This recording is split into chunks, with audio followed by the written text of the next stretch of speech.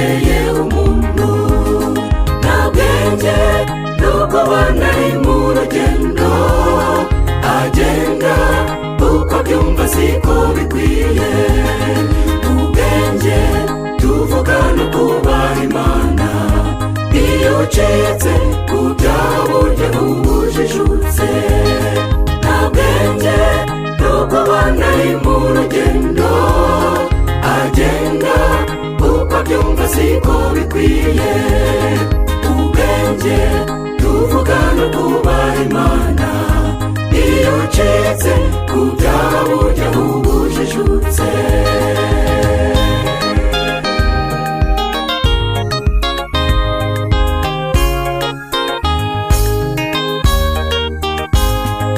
Iminsi y'imbabazi ku banyabyaha bakundwa iri bugufi kw'iherezo.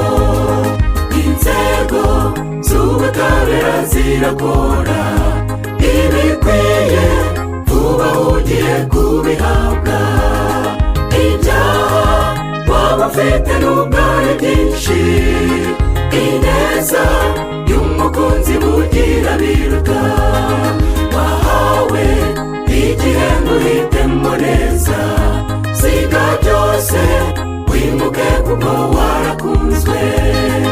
Ibyaha waba ufite nubwo ari byinshi, ineza y'umukunzi bugira biruta.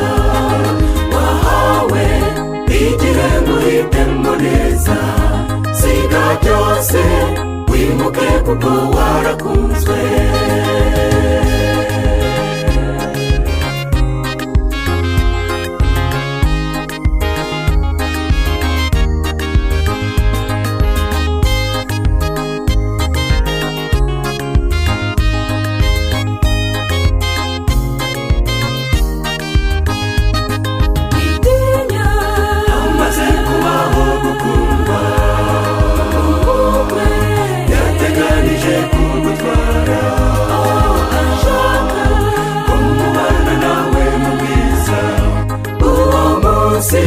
Twimutse azaba ari ibirori.